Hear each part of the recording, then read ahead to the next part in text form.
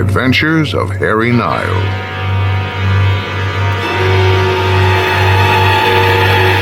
Mrs. Sidemore, do you have just a moment? Richard Woolsey from the loan department. Oh, hello, Mr. Woolsey. Nice to see you again. Pleasure's all mine. And what brings you to the bank this afternoon? Oh, I'm on my lunch break, so I came in to deposit my paycheck as usual. Ah, good. Mrs. Sidemore, I wonder if you could do a favor for me. I've been trying to reach Mr. Sidemore all morning, but I'm not getting an answer. So I wonder if you'd be good enough to give him a message. Of course. What is it? Just tell him his loan application has been approved. What loan application? We're not applying for a loan. Oh? Oh my. I may have spoken out of turn. I don't understand. I assumed, well, obviously, well, you see, on Monday, Mr. Sidemore came in to arrange a personal loan, and he needed to know by the end of the week. I haven't seen any loan application. No, this was to be a loan on his personal account. Mr. Woolsey, I think you've got Herbert mixed up with someone else. The only account we have here at the bank is our joint checking account. Oh, dear. I really put my foot in it. Ordinarily, we wouldn't discuss an account with anyone but the account holder, but I thought, well, since you're... Well, obviously, I was wrong. I think you'd better start over and tell me what this is about. Your husband opened a savings account under his own name something over a year ago. I just assumed you knew. Well, since then, he's been making regular deposits. Oh, dear. I'm really out of bounds telling you this. Go on. Well, on Monday of this week, he came in and...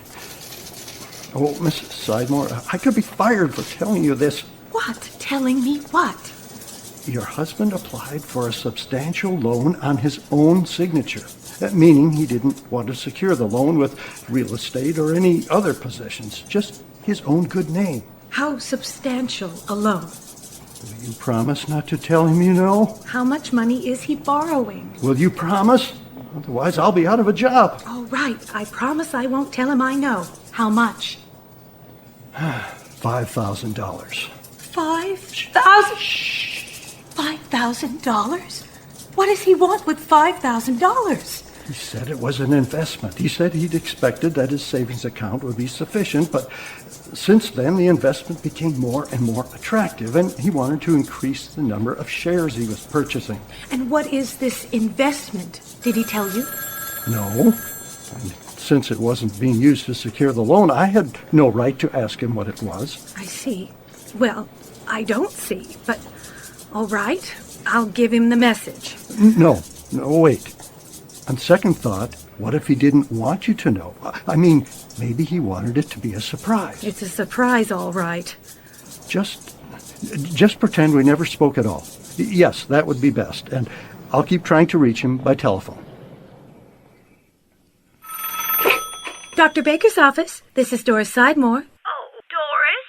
This is Mary Jo Blum. My legs are acting up again, dear, and I'm in terrible pain. Oh, I'm sorry to hear it, Mrs. Blum. Did you want to make an appointment? Yes, and the sooner the better. Well, let me see. The earliest I have would be next Tuesday afternoon. How's 4 o'clock? Oh, I don't want 4 o'clock. That means I'll have all that going home traffic to put up with. Don't you have something earlier for me, dear? Say 1 or 1:30? I'm afraid that's the best I can do. Dr. Baker is solidly booked except for 4 o'clock Tuesday, unless there's a cancellation. I'll have to fight my way through all that traffic because my legs are simply killing me. Well, you can be thankful you're not on foot, right? You don't know what it's like, all that clutching and braking. If Dr. Baker can't help me, I'm going to have to cash in one of my investments and buy one of those Oldsmobiles that don't have any clutch pedals. Well, we'll see you Tuesday, Mrs. Blum, and have a nice weekend. Where was I?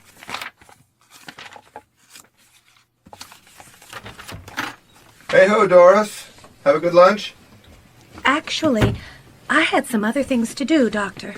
Anybody call? Just Mrs. Blum. I gave her next Tuesday at 4 o'clock. Fine. Oh, by the way, what page are you on now? What? I was looking for some more insurance apps and you didn't lock your desk. so I ran across your copy of Peyton Place under the Blue Cross forms.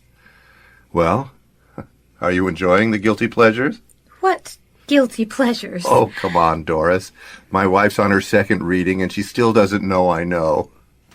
But just keep it out of sight when we've got patients around. Doctor? What you just said about your wife not knowing that you know, in a way, it's sort of like something that's happening to me right now. Is that so? Want to tell me about it? Well, today I found out that Herbert has a bank account that I didn't know anything about. Oh. And now he's taken out a $5,000 personal loan that I also didn't know about. I can't help wondering if he's gotten mixed up with someone else. He is an attractive man, after all. Well, I can see why you're concerned. What if he's found a mistress? You're sure you're not under the influence of Peyton Place? But that would explain the nights he had to work late, and now this secret bank account. Well, you'd better ask him what's going on. But I can't. Why not? I promised the banker I wouldn't let on that he'd told me about it, or he'll lose his job. But then I thought, what if Herbert's been saving up money for some expensive surprise, like a new car or a boat, and he had to borrow all that money because he hadn't saved up enough to buy it? Do you have a birthday coming up or an anniversary? No. Well, the way I see it, you've got only two choices. You either ignore it and just live with the uncertainty, or you hire yourself a private detective. I don't want a private detective prying into our lives. So you'd rather let this thing drag on?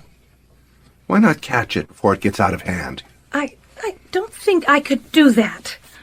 Well, I've never met Herbert, but if the marriage is worth saving, you've got to get this thing straightened out, or it'll be hanging over your head until you wind up in divorce court. Is that what you want? No, of course not. Well, then work it out. There may be a perfectly logical explanation. That's what I'm afraid of. Look in the phone book. There's probably a dozen private detectives in town. Oh, you know what? I just remembered. I've heard that the woman who moved into the apartment next door to ours works for a private detective. Well, there you go. For Harry Nile, surveillance jobs are usually tedious and boring. Of all the types of investigations Harry handles, domestic jobs tend to be remarkably similar. But Murphy, on the other hand, thinks of surveillance work as a legitimate way to learn fascinating details of someone else's life. This investigation, beginning October the 4th, 1958, will involve Murphy as no other case has done, and will produce an outcome even beyond the experience of Harry Nile. Mrs. Sidemore, before you hire me, why don't you just come out and ask your husband what's going on?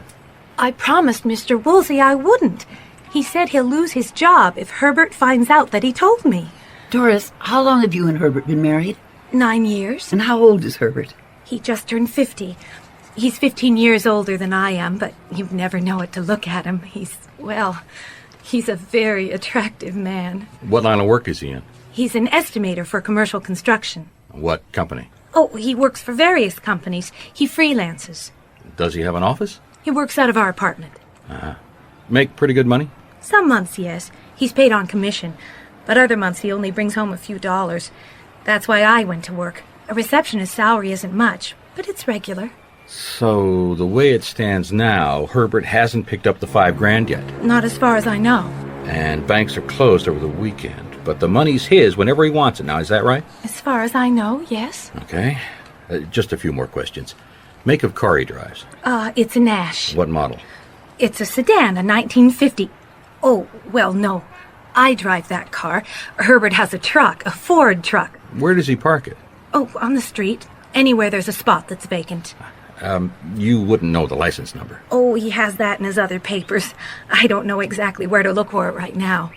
Murphy, if the Sidemores are neighbors of yours, does Herbert Sidemore know you by sight? Mm-mm. We've never run into each other. I may have seen him in the building, but of course I wouldn't have known his name. Good. You'll be the lead on this case, and I'll do background. And, Mrs. Sidemore, I need a recent photo of your husband. I could pick that up tonight. Or will he be home? To tell you the truth, I never know. He gets called out at all hours to go do an estimate, even as far as Idaho. But I could slip a photo of him under your door. Yes, that might be best. And if I need to contact you, it'll have to be where you work. That's Dr. Baker, was it? That's right. Dr. Stanley Baker, Main 2662. His office is in the Medical Dental Building at 6th and Olive. Main's 2662. And will you be paying cash or by check? Oh, cash. Obviously, I don't want Herbert to find out what I'm doing. No, of course not. We'll be starting right away. And in the meantime, you'll let me have that picture of Herbert? I will. Goodbye, Mrs. Sidemore. You'll be hearing from us. You're giving me the lead on this? Well, you live next door to him. How much better can it get? It's an old building, so the walls are probably pretty thin. Well, they are, but I haven't heard much conversation from their apartment. You know the water glass trick? Yeah, you press a tumbler against the wall and you put your ear against the bottom of the glass and it amplifies the sound from the next room. Uh-huh. Sometimes it works pretty good. But can you take it down in shorthand while you do that? I don't know. I haven't tried. What are you going to be doing? Well, if he goes out tonight, I'm going to follow him. When you get home, see if you can find out what his plans are and call me. I'll be here. Yes, who is it? It's Doris Sidemore. Herbert's gone out. He was just about to leave when I got home. Oh, and here's a photo of him. Do you know where he's gone?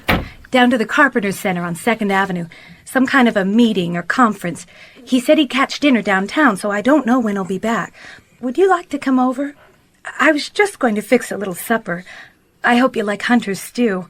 I've had it in the slow cooker all day. Then maybe we can just have a little girl talk, and you can tell me what it's like to be working for a private detective. She was like a totally different person, Harry. You know how nervous she was when she was in the office? Well, tonight she was perfectly calm and self-possessed. You know, I think the poor gal is lonely, hungry for companionship, someone to talk to. And she showed me around their apartment and Herbert's little office area. And she even showed me his clothes closet. He's a pretty big guy, 6 feet tall, wears an 18-inch collar, size 12 shoes. And by the way, he is not bad looking. If he looks anything like his picture, I can see why Doris is worried. He didn't get back while you were there? No, but I left about 9:30 and I heard him come in just shortly after that. Tried the water tumbler trick, but I couldn't pick up much of anything. Okay. I'll stop by tomorrow morning and pick up his picture.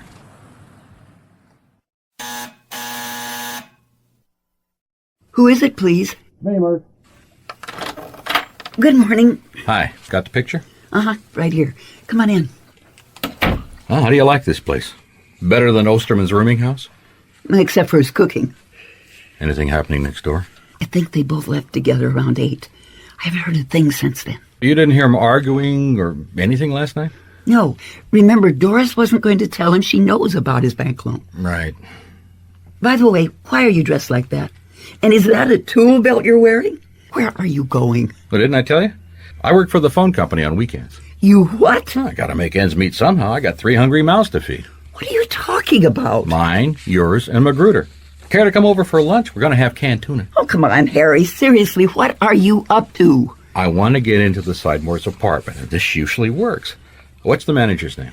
Mr. Rowan.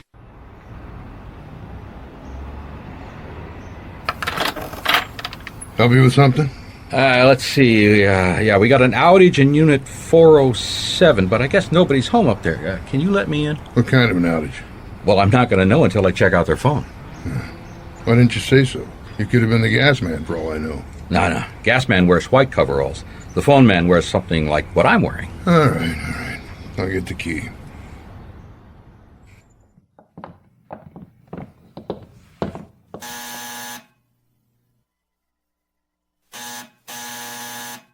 Miss Sidemore? Rowan here. Okay, wait a second. Miss Sidemore? Mr. Sidemore? Anybody home? Okay, come on in. There's the phone.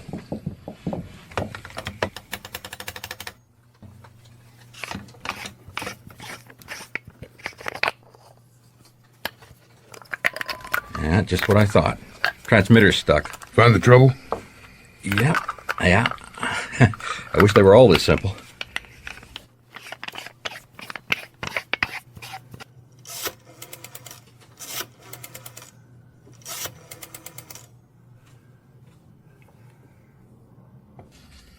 Yeah, number 18 is clear. Okay. Hold on. Say, listen, I got to use the bathroom for a minute. Where is it? Let's go down the hall. Yeah, John's the door on the left. Thanks. Be right back.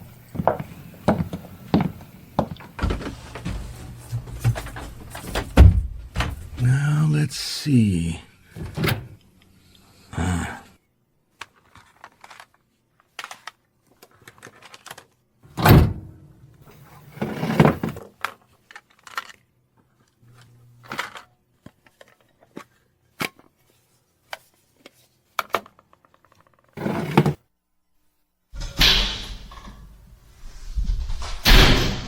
Okay, time to go.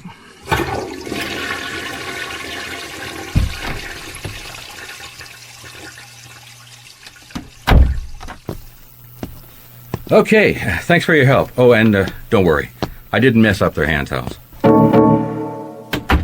Well, I could hear you and Mr. Rowan next door. What were you doing in there?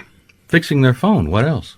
No, what were you really doing? Having a look around their apartment. And did you find what you were looking for? No.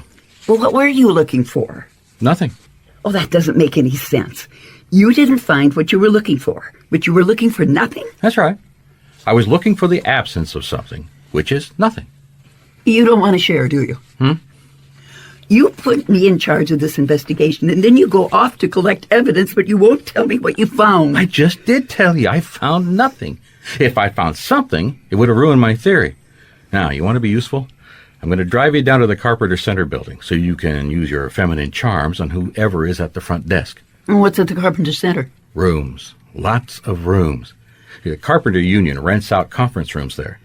If that's where Herbert went last night, I need to know what kind of conference he attended and who he might have been with, or if he was even there at all. So you take this photo and you see if anyone remembers seeing him there last night.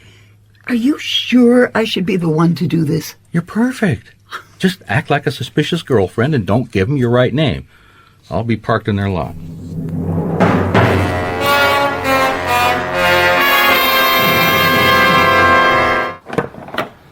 Well, what'd you find out? The only meeting here last night was a sales meeting held by a vitamin company. It broke up around 9:30, and the guy on the reception desk didn't recognize Herbert's picture. But he said there were more than 100 people at the meeting, and he wouldn't know any of them if he saw them again. Let me see that picture again. Here. Hey, you see on the back of it? Well, there are patches of dry glue. So at one time it was pasted in an album or something. Is that a clue? It could be. Or it might not mean anything. But why would she have torn this picture out of an album? Well, there could be lots of reasons. Now look at it again. You know, if I didn't know better, I'd almost believe this thing's been retouched. Yeah. Either that or he's wearing makeup. You've just given me an idea. I have? Where are we going? Back to the office to get my magnifying glass.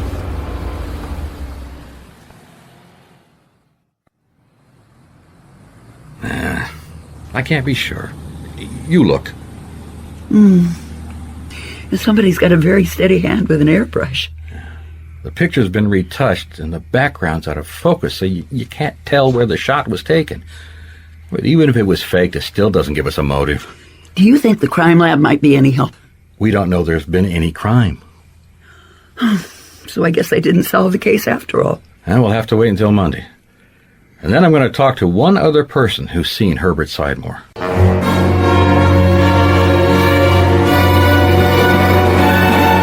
Yes, I'm Mr. Woolsey, and you are... I'm Harry Nile. Here's my card. Oh, a private investigator. How interesting. Now, how can we help you, Mr. Nile? I'd like you to take a look at this photo. All right. Am I supposed to know this gentleman? You don't recognize him. I'm afraid not. Should I? It's a picture of one of your depositors. Really? Well, you appreciate we have hundreds of clients, and I'm afraid I don't know all of them myself. Maybe one of the other bank officers. Well, you do know Doris Sidemore, don't you? Yes, I know her. But you don't know who this is? No. You didn't loan him $5,000 last week? Mr. Nile, I've never seen this man before in my life. Okay, forget the photo.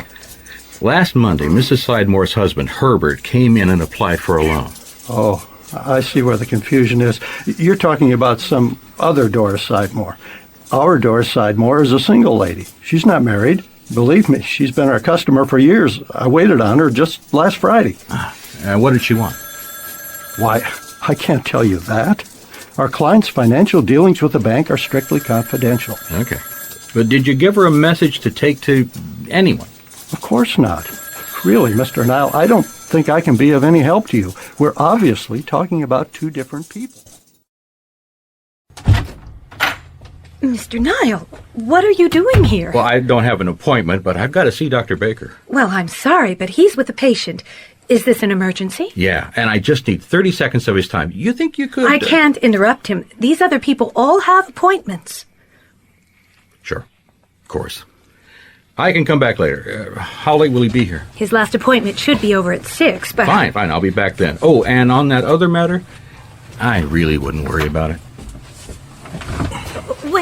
Wait. I'll walk out with you. What do you mean? I just wouldn't worry about it. Everything's okay. I just came from talking with Mr. Woolsey at the bank. What did he say? Well, he said there wouldn't be any loan to Herbert Sidemore. He did? Mm-hmm. So he says you've got nothing to worry about. Oh, I wish I could believe that. But he doesn't know. Herbert is living a double life. He thinks he's got everybody fooled, but I found him out. Well, maybe Herbert's just going through a change of life. I mean, he's getting into his middle Only years. women go through change of life. Doris, everything all right? Oh, I'm sorry, Doctor. Please, just go back inside. Your patients need you. Well, I'm done with that patient. I came out into the reception room and you weren't there. Do I know you, sir? No, my name's Harry Nile. I'm a friend of Doris. Oh. But I really came here to speak with you for just a second. Doris, why don't you go back inside the office? You can take Mrs. Peterson on into the treatment room and tell her I'll be right with her. Yes, all right. What's on your mind, Mr. Nile? This. Where'd you find this? Doris loaned it to me. She tells me that's a photo of her husband. What's going on here? Is this some kind of... I'm a private investigator. Doris hired me to find out why her husband took out a $5,000 loan and didn't tell her. Well, in the last few hours, I began to wonder if there really is a Herbert Sidemore, except in her head. She told you she's married to me? No, she told me she's married to Herbert Sidemore. I asked for a picture of him. That's what she gave me. I didn't know who it really was until you came out of your office. She must have taken it out of an old scrapbook I keep in the waiting room. I had it taken years ago when I was in a play in college. But I had no idea. Last Friday, she told me something about her husband, and I advised her to hire a private detective. And she did. And you think that she and I... Relax, Doctor. Her imaginary husband is a lot bigger than you are, and he works in the construction industry. She's got a closet full of men's clothes and shoes to help her make the fantasy more real, but in reality, she lives alone. That poor woman. Look, if you can get her some help... I know several very good men and women in psychiatry. But now, frankly, I don't know how I should handle the situation. Don't look at me. But just one thing. Be gentle.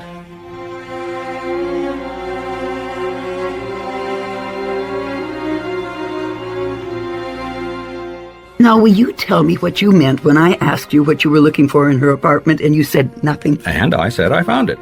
You found nothing? That's right. If a man was living in that apartment, he'd have left some evidence in the bathroom.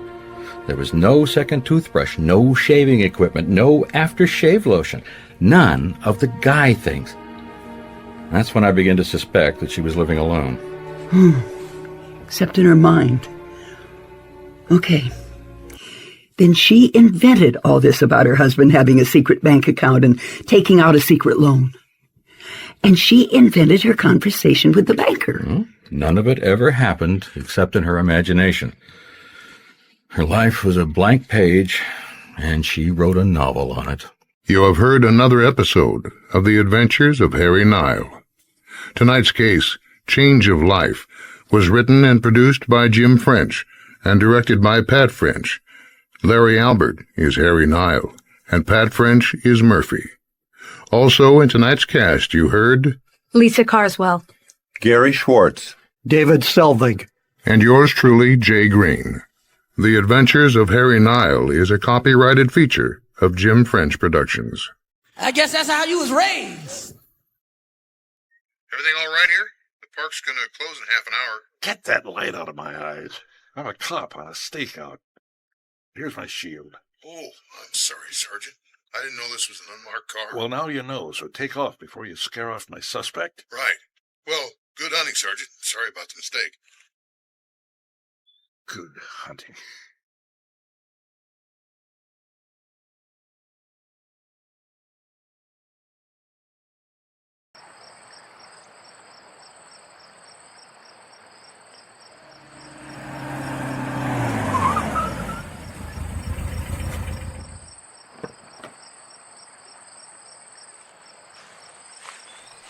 Well, for a while I was wondering if you'd show...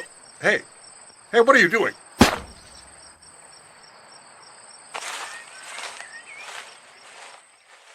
The Adventures of Harry Nile.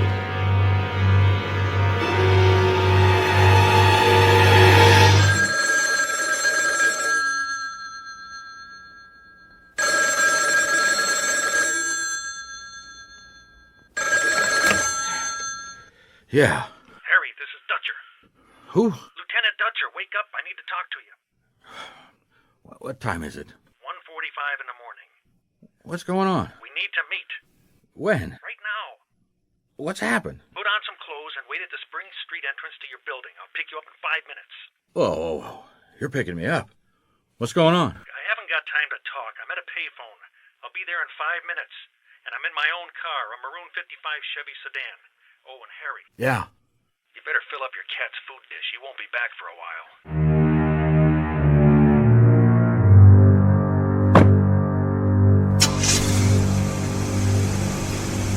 Sorry about the time. How you doing?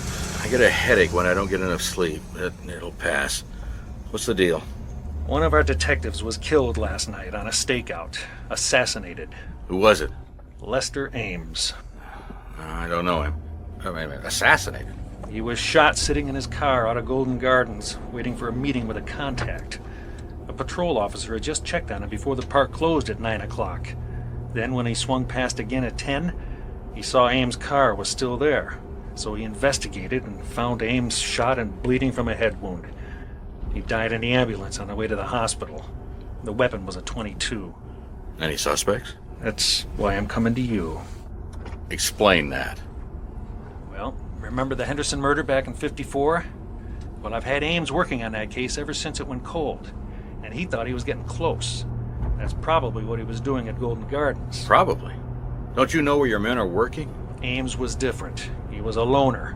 He didn't have too many close friends in the squad. So I thought he'd make a perfect deep cover man. We'd talk once a week to iron out any problems. Aside from that, I left him pretty much on his own. How'd the rest of the squad feel about that? There's been some resentment there. You know the name of this contact he was supposed to meet? I only know him by the code name Ames gave him, Source Alpha. Yeah, sounds mysterious. Hey, where are we going, by the way? Harborview. Why? I'm coming to that part. I have a plan and I need your help. Look, as I said, Ames died on the way to the hospital. But we're keeping that quiet for now. I put out an official statement that he's in a coma, but he's expected to recover.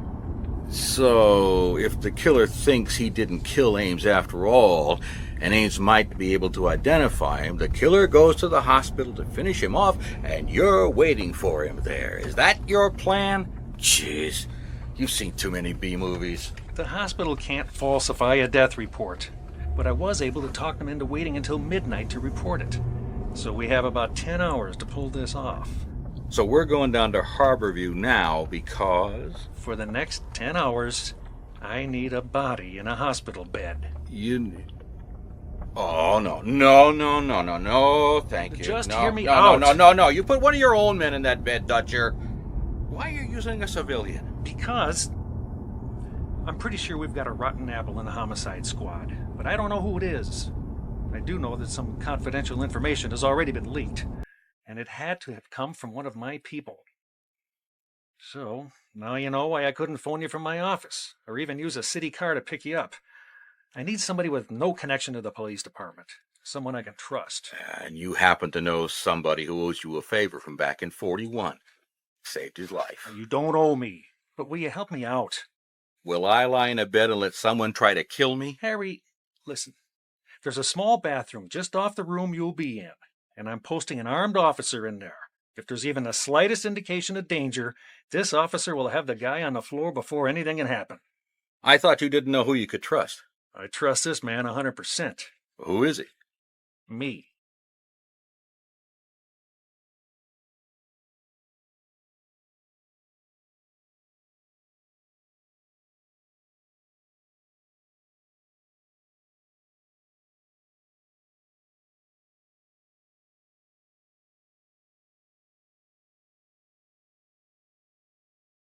This isn't the first time Harry has used live bait to catch a fish, but it is the first time Harry's been the bait.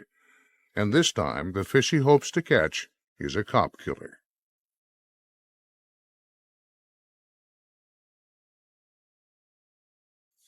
If I do this, I gotta tell Murphy. You can tell her tomorrow after it's all over. I gotta tell her now. No dice. She'll blab it to someone, and there goes the ball game. You don't know Murphy. I know she's a woman, and a flighty one at that. Why do you have to tell her? To get her permission? That how it works? Watch it, Dutch, or you can turn this jalopy around and take me back home. What is she, your mother? She's my friend. My best friend. Why? What's wrong with that? That was out of line. I apologize. I guess you could call me a misogynist. Too early to call them misogynist. They don't open till 9. What do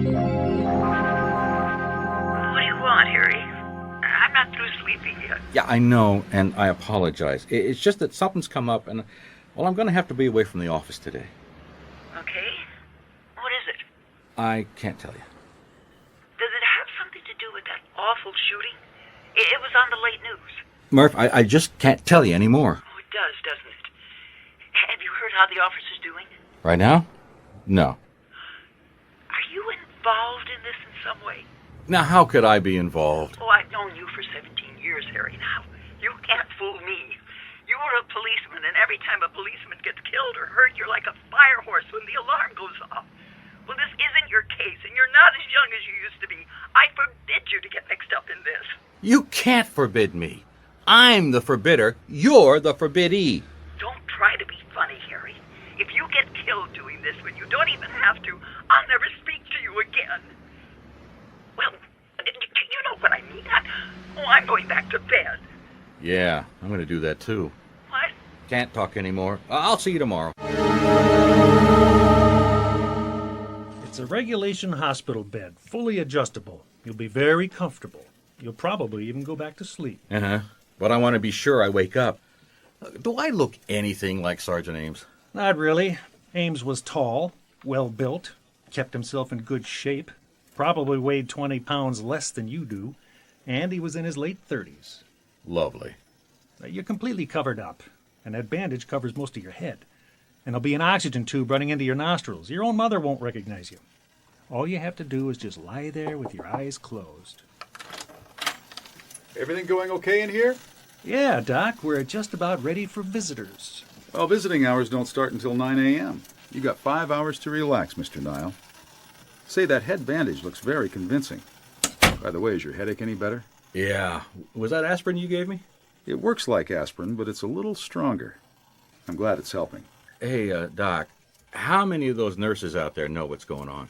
Don't worry, they're very professional. They'll do okay. Don't worry about them, Harry. All we ask them to do is go about their ordinary business. It's not them I'm concerned about. It's the visitors. Well, then have the nurses pat everybody down. He tries to be funny when he's nervous. Well, I'll tell you a secret. I'm more nervous than you are.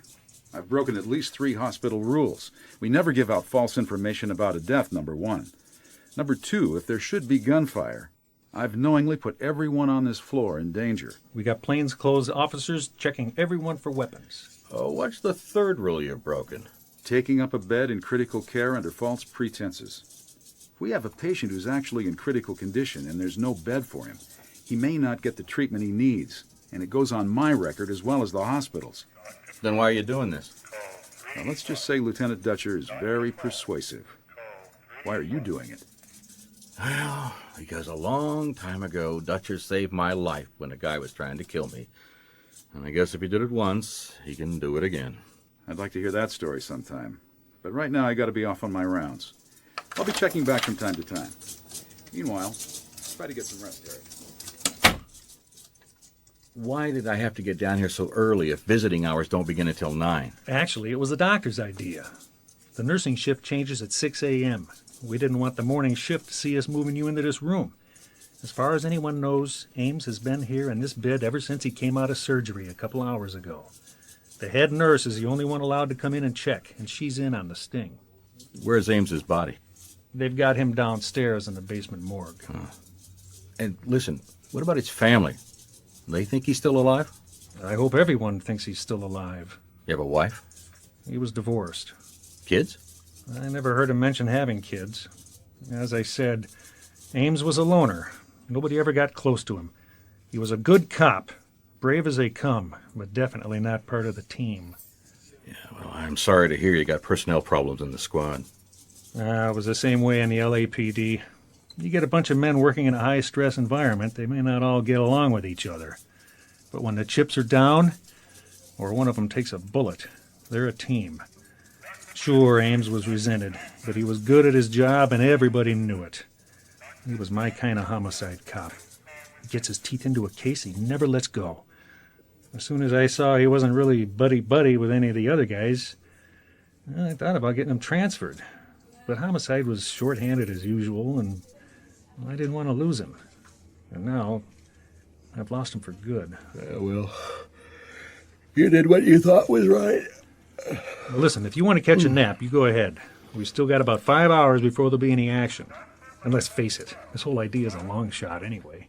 Fill me in on the Henderson shooting. My memory's a little hazy. Leon Henderson worked for me in homicide. I just gotten him promoted to sergeant. And about a month later, he was sitting in his rec room watching TV, and someone shot him through the window. He was killed instantly. You have a family? He had a wife. Her name's Elizabeth, and she's on the force, too, in a women's division. They get along? Well, as far as we could tell, they were a happy couple. We ruled her out immediately. She was upstairs on the phone talking to her mother when Leon was shot, so she had an alibi and no motive. Who did have a motive?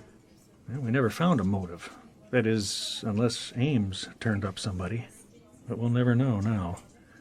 And I blame myself for not keeping him on a tighter rein. Tell me about Elizabeth. Oh, not much to tell. She's a sergeant now herself, working in the vice squad. Never remarried. We interrogated her very thoroughly right after it happened, but nothing came of it. Finally, the case went cold. But, of course, we never quit trying. Ames had been putting in a lot of his own hours on this case.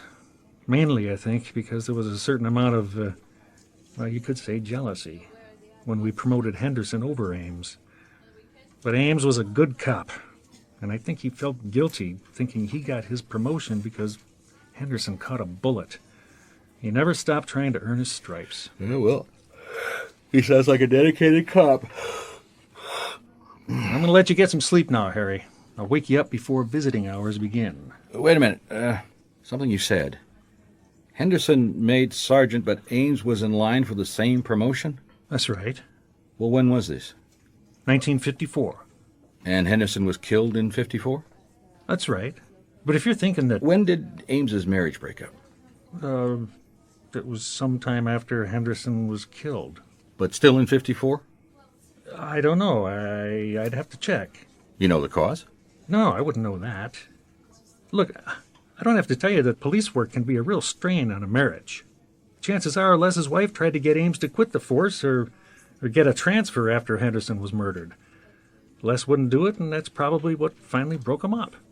Yeah, could be. Lester Ames wasn't the easiest guy to live with under the best of conditions. I happen to know that. Susan was, well, she was unhappy a lot of the time. And how would you know that? Oh, I'm kind of like a father confessor or a big brother to some of the guys' wives. You are? Well, they got to have someone to talk to who understands what it's like to be a homicide cop's wife. So what did Susan do about it? I don't know. They finally split up. Yeah. But you and I know that a marriage doesn't just break up, snap like that. When the magic goes, one of the partners starts looking around for something better before they end it. Not always. Huh? How many marriages broke up when you were in the LAPD homicide squad? Happened all the time. And did any of them break up because the man was messing around with another cop's wife? Possibly. Well, what I'm wondering is, could there have been some hanky-panky going on between Henderson and Susan Ames? And Elizabeth found out. Not a chance. Remember, Elizabeth Henderson had an ironclad alibi. She was on the phone talking to her mother when the shot was fired. Well, maybe she hired somebody to do it. Where would she get that kind of money? Okay. Maybe that eliminates Elizabeth Henderson, but what if Leon Henderson had been fooling around with some other guy's wife and the other guy found out? Look, you remember what kind of a bullet killed Henderson? Yeah, it was a .45. Ooh. Military ordnance? Oh, may have been, I can't remember. He was sitting with his back to the basement window. The range was no more than 8 or 10 feet. Was the window open? No, it was closed. The shot was fired through the glass and a window screen. And a smaller caliber bullet might have been deflected by the glass and the screen, but a .45 would go where it was aimed. Right.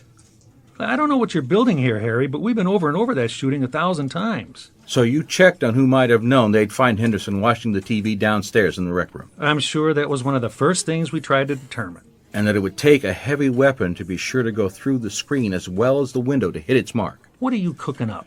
Well, I just think it's important to find out if there's any connection between the two shootings. Here we have another sergeant in the homicide squad, shot at close range, assassination style, just like the first one. The guns aren't the same. But there's one other thing that is the same. Okay, what? Oh, come on, Dutch, it's obvious. In each case, the shooter knew where to find his victim. They weren't random killings. The killer knew his victim, and the victim knew their killers. No theft or robbery involved. They were executions. What makes you think Ames knew his killer? Well, from what you told me, Ames was sitting in his car waiting to meet somebody. Now, who found the body? A cop on patrol. I have his name, but I don't have it with me. Well, what did he tell you? He said he saw Ames slumped against the driver's side window with a bullet wound in his right temple. So he was shot from the right-hand side, either by somebody sitting in the passenger seat or someone who fired through the right-hand window. Huh? Was that window rolled down? I'd have to look at the report again. If it was rolled up, the shooter either opened the door to shoot him, or he was actually inside the car when he shot him. Now, we need to know that, because if the killer was inside the car, it was somebody that Ames trusted. I thought you were sleepy. I'm awake now.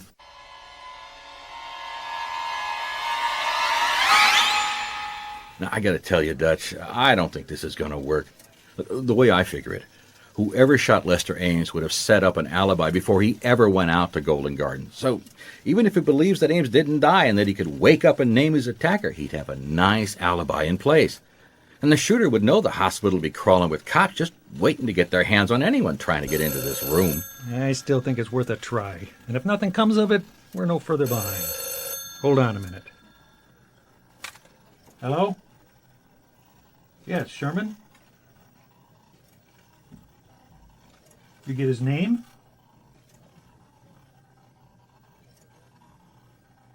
You just tell that same story to everyone who asks.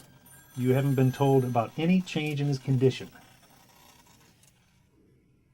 No, that's all right. I'm glad you called. Well, that was one of our men down at the information desk. We may have our first nibble. A guy came in and asked if he could see Sergeant Ames, but he didn't want to sign in, so he left the hospital. But we have a plainclothes man following him. He's a little early. Visiting hours don't start for another hour yet. Well, it could be just a friend of Les's who stopped off on his way to work. By the way, anything in the PI this morning? I think I saw a copy out at the nurse's station. You want me to get it? Yeah, I wouldn't want to miss the funnies. You want to see the paper or not? Well, aren't you curious about the way they're handling the story? I'll be right back. I'll be here.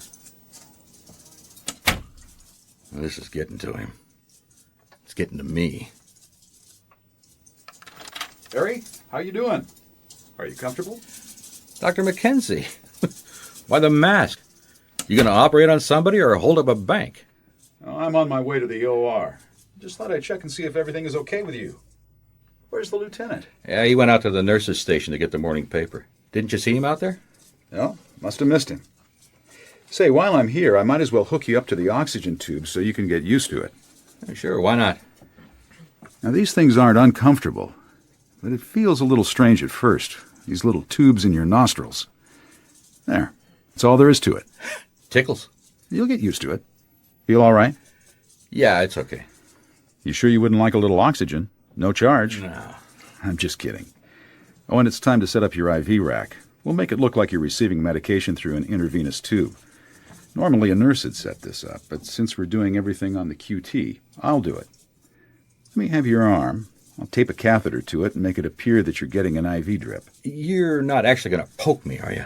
It depends how realistic you want it to look. Just kidding. No, there's a little more to it than that. I'd be swabbing the side of the insertion with alcohol. I'd have to locate a good, strong vein. Yeah, well, that's great. That's good. You just saved the lecture. I'm allergic to needles. I think we all are. Okay, now I'm going to get a nurse technician to come in and start a heart monitor in just a few minutes. Okay. Do I look convincing? Well, you look a little too healthy to fool a doctor, but I think you'll convince anyone else if you don't open your eyes. And try to breathe shallow breaths. Yeah, I'll try to remember that. I was wondering, do you still have your gun with you? Yeah, in my right hand under the covers. Well, you're sure it can't go off accidentally or anything? No, I'll only shoot the bad guys. No, I'm serious. I feel a lot better if I knew you have it on safety, so it couldn't fire by accident. Don't worry, it won't. Well, I'm sure you know what you're doing, but I've taken on a whale of a big responsibility having an armed man in my critical care unit. Guns and hospitals don't go well together. Well, just to put your mind at ease, Doc, I don't really think I'll have to use it, and I can guarantee you I won't fire it by accident. Well, okay. Just taking precautions, you know. I'll check in with you later. You'll be alone until the lieutenant comes back. I'll try not to get lonely. Only 15 hours to go. I never thought that just lying in bed would be such hard work. Wonder where the heck Dutcher went to. Oh, well. I could use a little sleep.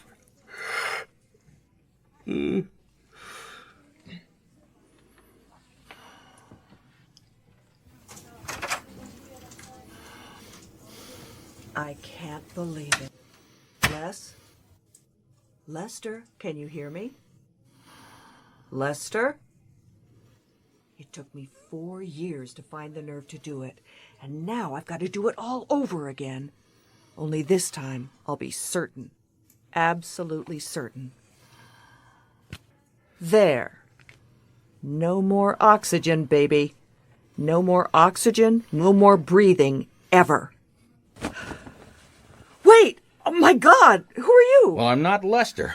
Who are you? I'm just a nurse. I'm in the wrong room. I'm sorry. Don't back away. You just stand right where you are. This might go off in my trembling hand. No, wait. You don't understand. Stand still and take off that surgical mask. Harry, what are you doing? I'm doing your job, Lieutenant. Excuse me, I've got to go. Don't let her get out, Dutcher. She's your killer. Let me by. All right, hold it right there. Back in the room. Hold her. I'll use my bracelets. I hope you know what you're doing. Oh, not so tight. That's nothing. You ever tried lying on a pair of handcuffs for 6 hours? What's going on here? I think we caught a skunk in our trap, Doc. Do me a favor and take her mask off and tell me if you know her. All right. Who are you? You're not on my staff. Where's your name tag? I guess she couldn't steal the whole nurse's outfit. Look at her shoes. Black with thick soles. I know you. Aren't you Elizabeth Henderson? Sergeant Elizabeth Henderson? Of course you are. Where did you get this nurse's uniform? I want a lawyer. Will somebody answer that phone? What is it? I know. It's all under control now. And you can tell the rest of the detail to stand down. Yes, it's all over. Doc, I'd like some privacy with this person. Of course. Back to your post, please. Everybody. It's all over. Harry, you're barefoot. Well, I don't like to go to bed with my shoes on. All right, Sergeant Henderson, let's have it. This was all a big mistake. I want a lawyer. What were you doing in that nurse's uniform? There's no law against wearing a white uniform. This room was quarantined. What were you doing here? I'm not talking until I see a lawyer, Lieutenant. I have a right to a lawyer. You want to hear what she said when she came into the room, Dutcher? Lester, it took me 4 years to get up the nerve to do it, and now I've got to do it all over again. That's a lie. I said nothing of the sort. Then she reached over to the oxygen tube and turned off the switch. You're lying. And then she said, and this is a quote, "No more oxygen, baby. No more breathing, ever." You can't prove a thing. It's your word against mine. Dutcher, how does this sound? Whoever killed Sergeant Henderson was told exactly where he would be and what he'd be doing on the night he was shot. The timing was agreed to, and while Elizabeth was upstairs talking to her mother on the phone, the assassin shot and killed her husband, huh? Oh, but you know all that. You said you interviewed her. Lieutenant, don't listen to this man. Now, why would she have wanted her husband killed? I didn't want him killed. He was playing around, right?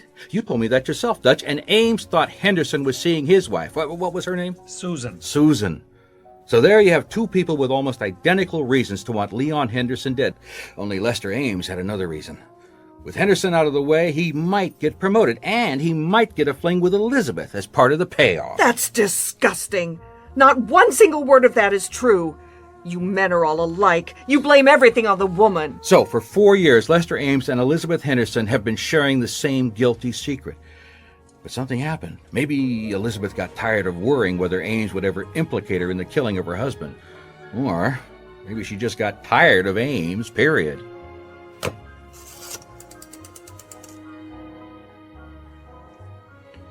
This is Lieutenant Dutcher. Are there any other police officers still down there? Fine, put him on.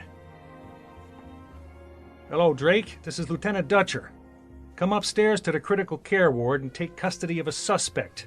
Name Elizabeth Henderson. I want her in the women's jail.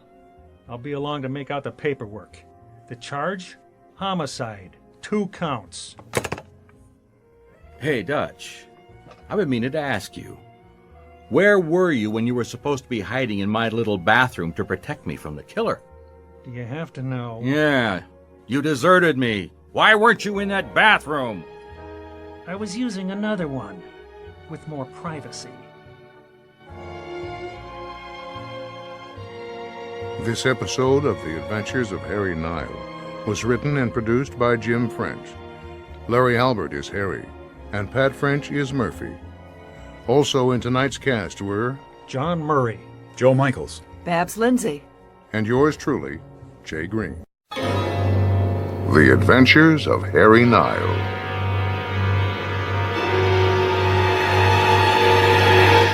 What do you like to drink, Harry? Well, anything that's thicker in water and thinner in maple syrup.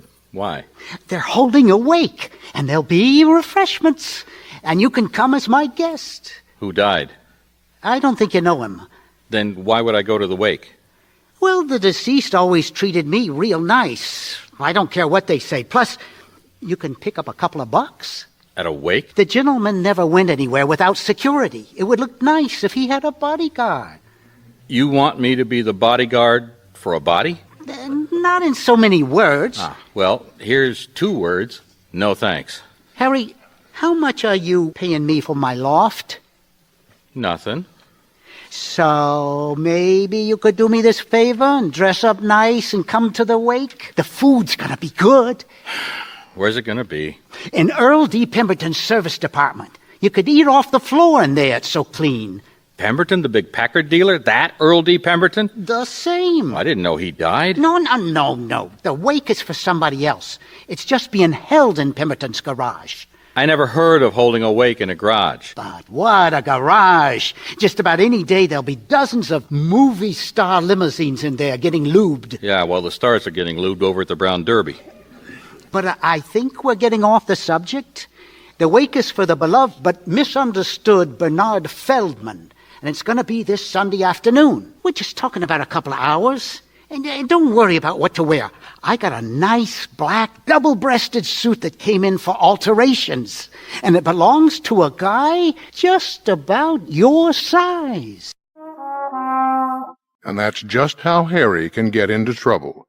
Doing a favor for a friend. The friend in this case is Manny Fine, Harry's landlord, and the owner of a tailor shop in old Los Angeles, just around the corner from Olvera Street. The time is January 1950. Hey, looking good, Harry. You gonna tell me who this guy Feldman is, or was? Well, he wore many hats, Harry.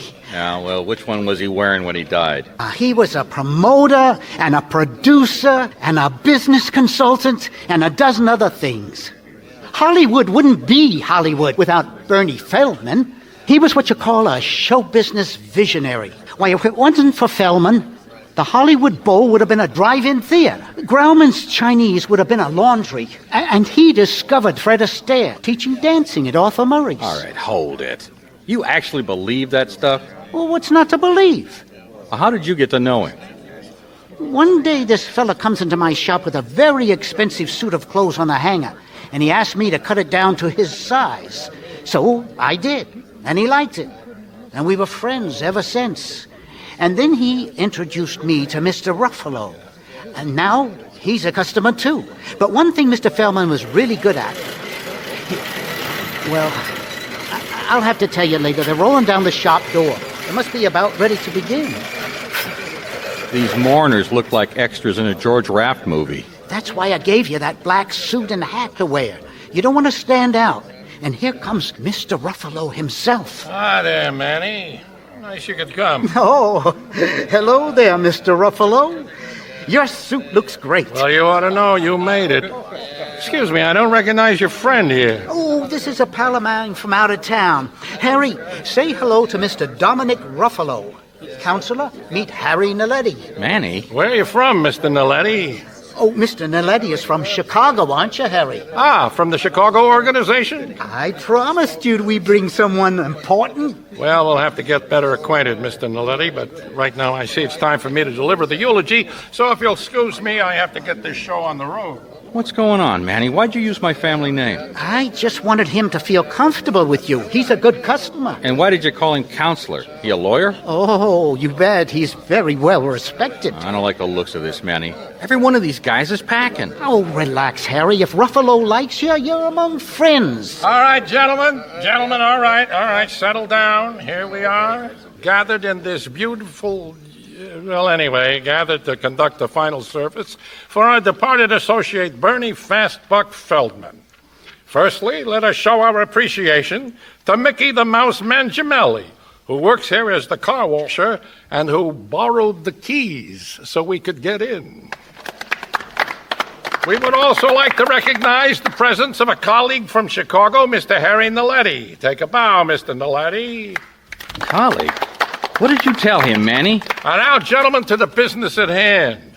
Over many, many years, all of us here have had dealings with Fastbuck Feldman. And it may be safe to say that all of us have come out on the short end of the stick.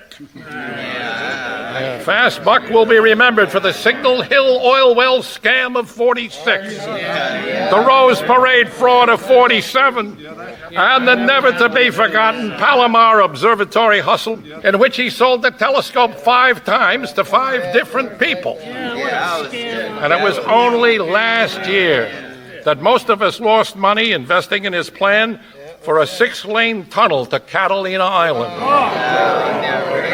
But today, that's all history. Bernie Feldman has cashed in his chips. Yes. Seeing him here in this coffin brings a tear to the eye. He's finally where we all wanted him to be.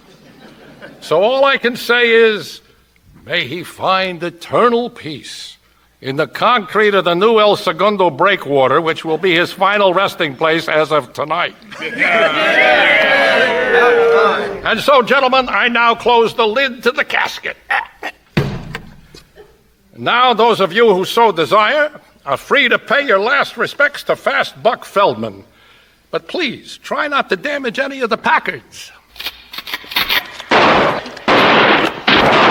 shooting into the casket. What are they doing? Killing them all over again? Like I said, he was misunderstood.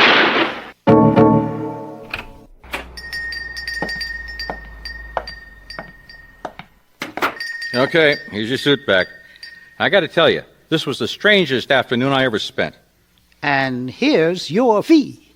$20? Well, that's more than I expected. Everybody chipped in. You mean this money came from a bunch of thugs? Yeah, just forget it, Harry. You'll never see any of those guys again. Everything worked perfect. Did you know what kind of a wake this would be? Well, sure. That's why they had to hold it in the garage. On a Sunday. Nice cement floor, easy to clean.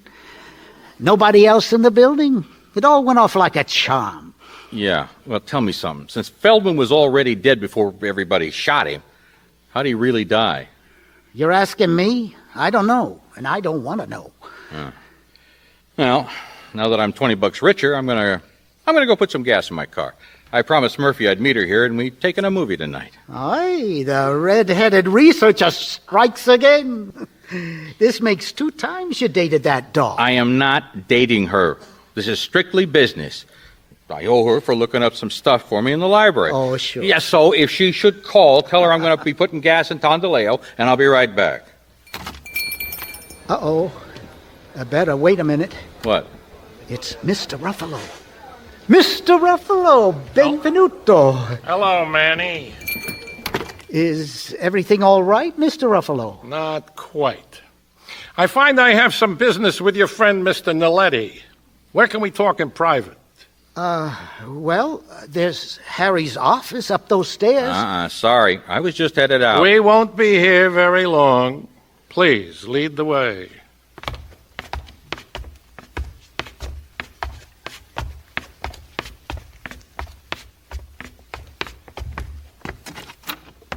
This is what you use for an office? Yeah, well, it does get a little stuffy for 2 people if they're both breathing. What's on your mind? Manny led me to think that you were part of the Chicago organization, with interests in common with our own. But now I find that you were a Chicago policeman. They kicked me off the force 11 years ago. Look, if you're worried that I'm a snitch, you can forget it. As far as I'm concerned, I made $20 today and ate some free food, period. But it's not that simple. A number of my associates were concerned about an outsider being there. Manny will vouch for me. Manny isn't one of our associates, per se. He only maintains our wardrobes, while you, on the other hand, have no standing whatsoever. So, Mr. Nile, if that's the name you now go by, I must take some remedial action. Please, look out of that grimy window behind your desk and tell me what you see parked out front. All right. It's a hearse with a muscle-bound linebacker leaning on it. Correct. You ever ridden in a hearse, Mr. Nile? No, and I don't... Oh, where the heck is it? You're looking for something in your desk? A gun, perhaps? Oh, it's still in the gangster suit. Well, never mind. I brought one of my own. Hey, what is this? What did I do to you? It's not what you did, it's what you could do. The first law of survival in our world, Mr. Nile, is leave no loose ends. Tomorrow morning, the papers will report that a reward is being offered for the information on Feldman's whereabouts. And it would be only human for you to claim that reward by reporting on what you saw and heard this afternoon. Or, to borrow an old phrase from the movies, you know too much, so we're taking you for a ride. You're kidding. Now, down the stairs, please. Hands behind your head. Hey, what's going on? Mr. Ruffalo, what are you doing with Harry? Manny, go call the police. Tell them to look for a hearse. A horse? Now, a hearse. A funeral coach. Hey, it looks like an old caddy or LaSalle. It'll be heading for El Segundo. Tell them the guys in the hearse are kidnappers, armed and dangerous. Harry, I'm sorry, but I don't think I can do that. Why not? Because of the gentleman standing in the doorway. The linebacker. Could I shoot him now, Mr. Ruffalo? Not yet, Max. This is Max, our chauffeur. He will drive, I will ride shotgun, and you two will share the coffin compartment with the late Mr. Feldman. All right, Max, I will now hold my gun on Manny while you tie up Mr. Nile and put him in the hearse. And then you'll do the same for Manny. Oh, come on, Mr. Ruffalo. A regrettable business necessity, Manny. Please don't take it personal.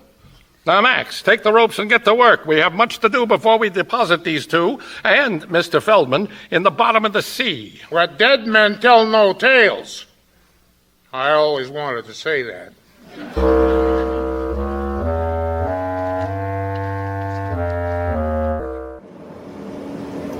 Hey, Mr. Ruffalo, with this casket, there's barely enough room back here for Manny and me. And Bernie makes 3.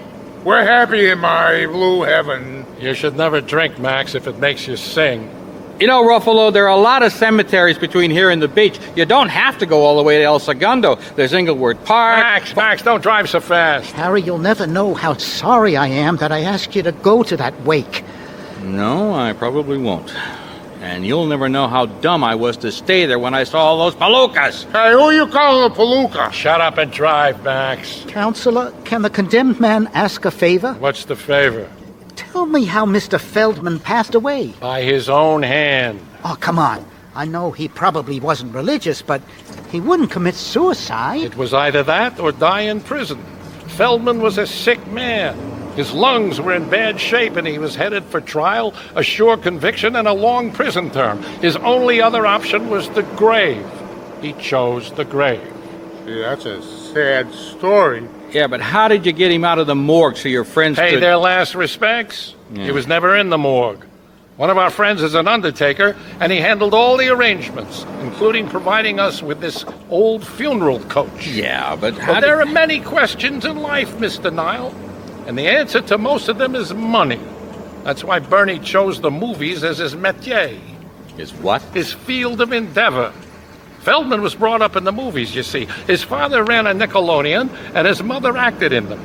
But Bernie knew where the real money was, not in front of the camera, but behind the camera, but in the back office where deals are made.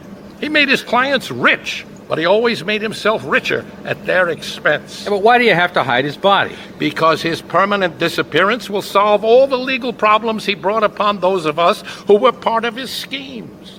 To save himself, he could hand us over to the law. Without his testimony, we get a pass. But Harry and me, we know how to keep our mouths shut. Oh, believe me, you will. Yeah, dead men tell no tales. Shut up and drive, Max. Hey, boss, can I see if the radio works? Al Jarvis in the make-believe ballroom is on. Yeah, I suppose so, but play it softly, will you? Harry. What? What's the plan? What do you mean? What's the plan? How are we gonna get out of this? We're not, Manny. Oh, come on. No, there's nothing we can do. We're both tied up. We've got guns. They'll shoot us and dump our bodies into the bottom of the cofferdam. And then when the cement goes in... What is a cofferdam, anyway? It's like a dike. It keeps the water out so they can build on dry ground. Then they pour in tons of cement on top of us. We'll be buried forever. I'm sorry I asked. Harry? What? I need to tell you something. What? Well, when Max was tying me up, he winked at me. He winked at you? And, Harry, I don't know why. It's just a reflex, I guess, but I winked back at him. And he smiled at me. Why are you telling me this? I thought I ought to get it off my chest. He winked at you while he was tying you up? Yeah, it's kind of kinky, huh? Wait a minute, man. Let me see the knot he tied. Okay. What do you see? Oh, I know why he winked at you. Hey, what are you two bumbling about back there? Oh, nothing. Harry was hearing my confession. What are you talking about? He's not a priest and you're not a Catholic. Well, I thought it couldn't hurt. Whoa! Hey, watch where you're going, Max. You almost ran us off the road. It ain't my fault the steering's loose. This old bucket of bolts is ready for the junkyard. Let's see if I can read how many miles she's got on her. I can't quite make out the mileage. Hey, never mind the mileage. Keep us on the road. I know what he's doing. Who? Max. When he winked at you, he was trying to tell you something. That's what I was afraid of. That knot around your wrist. Try shaking it. Like this? Yeah. Oh, don't let Ruffalo see it. Okay, hey. The knot feels like it's coming loose. Of course it is. He tied it so it would come loose. That means he's on our side. All right, and now, very carefully, when your hands are free, untie me, but don't let Ruffalo see you do it. Keep your eyes on the road, you big ox. You're swerving. Uh-oh, now you've done it. Maybe he ain't after us. Oh, yes, he is. You'll have to pull over. Now, there's to be no trouble from the two of you back there. Or you'll do what? Shoot us? Just lie down and keep your mouth shut. We should have iced him already. When that cop looks in the back, he's going to wonder why two guys are lying beside a coffin. I could shoot the cop. You imbecile. Pull this thing over to the curb right now. What are you going to do about us, Ruffalo? Can't I shoot somebody? Shut up and pull off the road right now. All right, here he comes. Now, I'll do the talking. Good afternoon, sir. May I see your driver's license? Me? You're the driver. I need to see your license. Go ahead, show him your license, Max. Oh, sure. Here you go. This license only allows you to drive a private passenger vehicle. Do you have a commercial driver's license? Oh, I'm just doing a favor for someone. Let me see this vehicle's registration certificate. Gee, where's that? You know, I think I can explain, officer. We had to borrow this funeral coach to transport the body of our grandfather to the cemetery. The coffin wouldn't fit in a regular car, as you can see. Say, what are you two men doing back there with the coffin? Those are the pallbearers, officer. There was no room up front here with us, and there's no seats in the back, so they had to stretch out on the floor. Which cemetery are you fellows going to? Now, maybe I could provide you an escort. Well, where are you going? Forest Lawn Memorial Park. How's that again?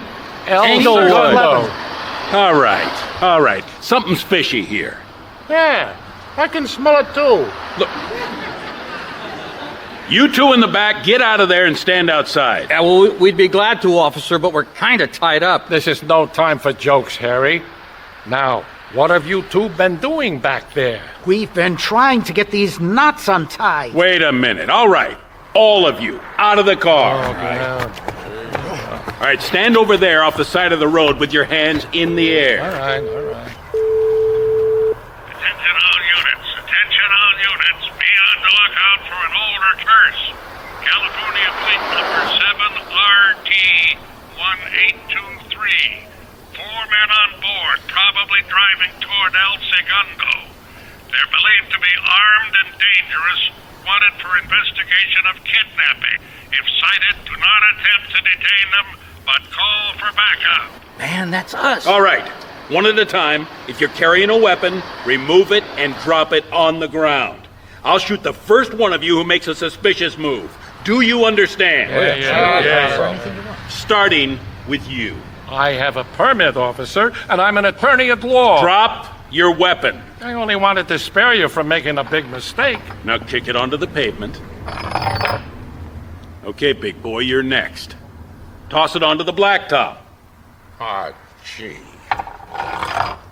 Okay, you're next. Officer, it happens that I'm a licensed private investigator, and this gentleman and I have been kidnapped by these two other guys. We're not carrying guns, but we could pick theirs up and hold them on the... Back where you were, mister, or I shoot. Well, he's not lying. He's Harry Nile. Look, I wouldn't know Harry Nile from a load of bananas. Hey, let's see your gun. Your gun. Drop it right now or I'll shoot. He doesn't have a gun, officer. But if you'd let me cover these other two guys, you could have a look at the weirdest corpse you ever saw. Look, you want to see my PI card? It's in my wallet. And my wallet's in my right back pocket. Go ahead, take it out. All right. Step out here. Turn around. Take out your wallet. Okay, remove your ID. All right. Here. All right, here. I don't suppose you have a set of handcuffs on you. Oh, man, I thought you'd never ask. Put them on that big guy and I'll cover you. Okay, Slapsy Maxie. Turn around. Hands behind you. Okay. Pick up one of those guns and cover me while I put my own set on the guy who says he's a lawyer. And now, you really should have a look inside that coffin. I'll keep these guys covered. Well, all right. Hey, there are bullet holes all over this thing. Wait till you see what's inside it. Pretty gruesome, isn't it? And there's a reward out for the poor guy. His name was Feldman. No. His name is Pillsbury. All that's in this casket are a bunch of flour sacks and sand. No Feldman?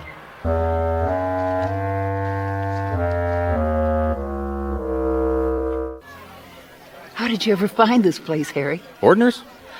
Well, I was here on Cherokee Avenue one night telling some guy. He came in here, so I followed him. Gee, did you collar him here? I let him finish his dinner first. Now, you gotta tell me how the heck you knew what happened to me this afternoon. Well, it was a nice, warm, twilighty time of day, so Twilighty? Well, you know what I mean. So I took the bus to Alvera Street, and I walked over to Manny's shop to meet you for dinner. And just as I was approaching it, I saw you and Manny being shoved into the back of that hearse with your hands tied. The rest was real simple. The rest was real simple. You helped the police capture two wanted men. It was easy. I memorized the license number, and as I walked past the car, the man sitting in front with the driver mentioned about going to El Segundo, and that was all there was to it. I found a phone booth and called the police. Well, at first they didn't seem to believe me because I'm a woman and women aren't supposed to know anything about cars, especially hearses. And in fact, I really don't. But I just knew it was an old hearse and you were being kidnapped in it. And you went and did something about it. If you hadn't, that motorcycle cop would probably be demoted or maybe dead. But Harry, you haven't told me what happened to Mr. Feldman. I don't know what happened to him. He was lying in his coffin. 20 or 30 guys went up, looked down at him, and then Ruffalo closed the lid. Everybody comes up and fires their guns into the coffin. Oh, horrible. Yeah, but sometime between the time Ruffalo closed the coffin and the time the cop opened it, Fastbuck Feldman did a disappearing act. Tell me, what was the coffin resting on in the garage? I don't know. A table, I suppose.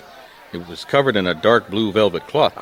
I know it's got to have some bullet holes in it now because some of those guys were really lousy shots. Do you know the word catafalque? You mean catapult? No. A catafalque is the name of the stand or pedestal that a casket is placed on so people can walk past and view the dead person. Never heard of it. But if there was a body in the casket, and then there wasn't a body in the casket, and nobody removed the body, it would go down below the casket into the catafalque. Yeah. Which means Feldman had his casket rigged so he could drop down through it into the catafalque. Yeah, and then he could still be alive. Uh-huh. And the whole thing could have been another one of his scams. So now he could change his name and change the way he looked and go on swindling people. Until they catch him again and fingerprint him. Oh, that's right. Well, he could change his name and his appearance, but no, he couldn't change his fingerprints. Pardon, Madame, pardon, sir, are you Mr. Harry Nile? Yeah. There is a telephone call for you in the lobby. Well, who knows I'm here? Okay, I'll be right back. Don't be long. Would Madame care for another drink? No, I don't think so. Maybe a cup of coffee? Cream? Sugar? Yes, both, please. I shall bring it immediately.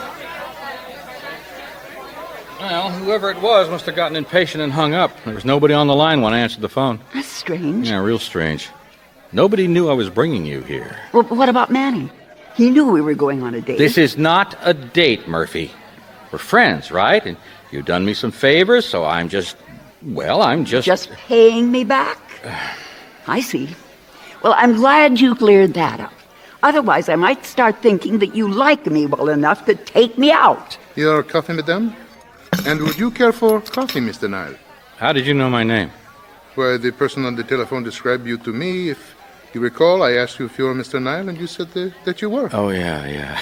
You're right. Sorry, I forgot. You can bring me the check now. I will be right back. Well, you've had a busy day. Oh, you said it.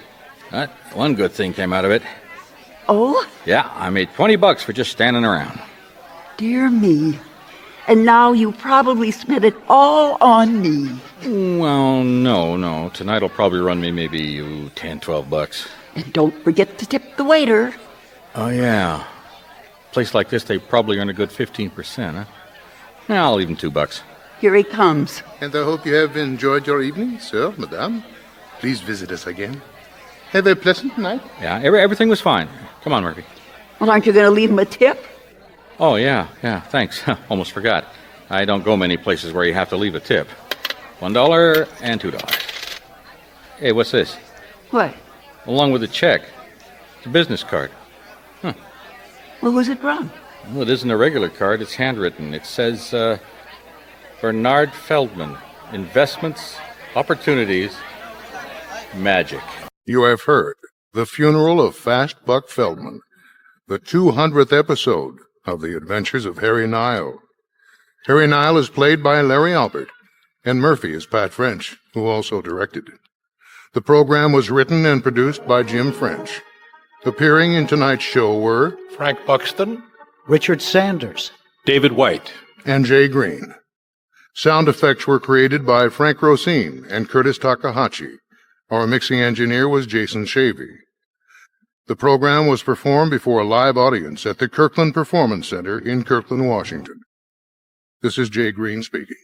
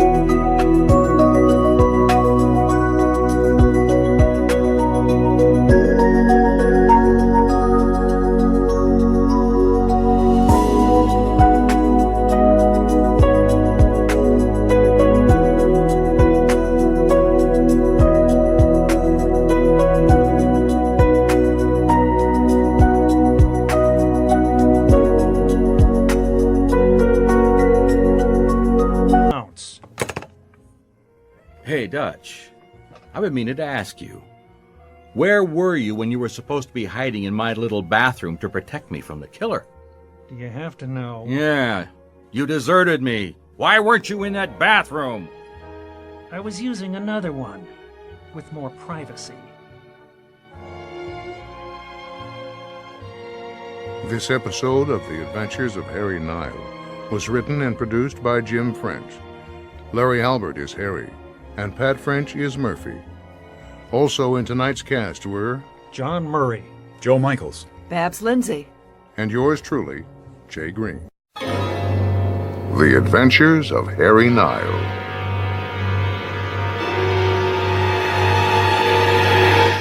What do you like to drink, Harry? Well, anything that's thicker in water and thinner in maple syrup.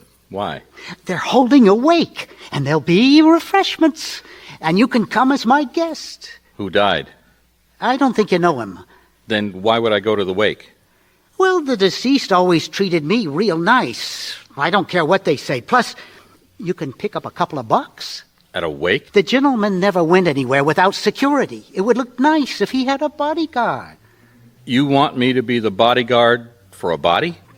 Not in so many words. Well, here's 2 words. No thanks. Harry, how much are you paying me for my loft? Nothing. So maybe you could do me this favor and dress up nice and come to the wake? The food's gonna be good.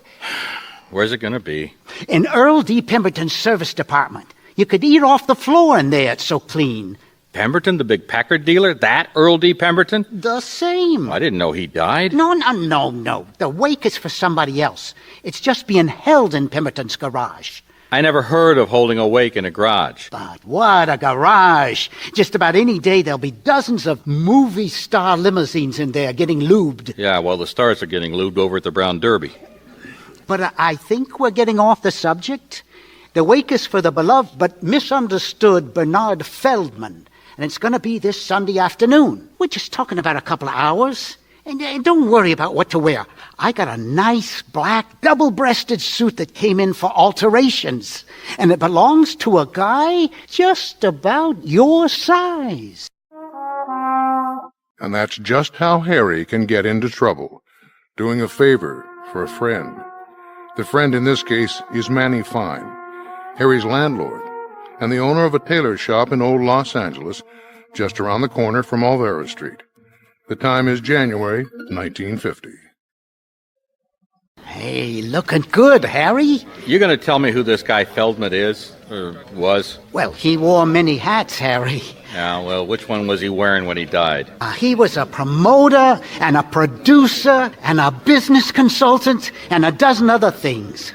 Hollywood wouldn't be Hollywood without Bernie Feldman. He was what you call a show business visionary. Why, if it wasn't for Feldman, the Hollywood Bowl would have been a drive-in theater. Grauman's Chinese would have been a laundry. And he discovered Fred Astaire teaching dancing at Arthur Murray's. All right, hold it. You actually believe that stuff? Well, what's not to believe? How did you get to know him? One day this fella comes into my shop with a very expensive suit of clothes on a hanger. And he asked me to cut it down to his size. So I did, and he liked it. And we were friends ever since. And then he introduced me to Mr. Ruffalo. And now he's a customer too. But one thing Mr. Feldman was really good at... Well, I'll have to tell you later. They're rolling down the shop door. They must be about ready to begin. These mourners look like extras in a George Raft movie. That's why I gave you that black suit and hat to wear. You don't want to stand out. And here comes Mr. Ruffalo himself. Hi there, Manny. Nice you could come. Oh, hello there, Mr. Ruffalo. Your suit looks great. Well, you ought to know you made it. Excuse me, I don't recognize your friend here. Oh,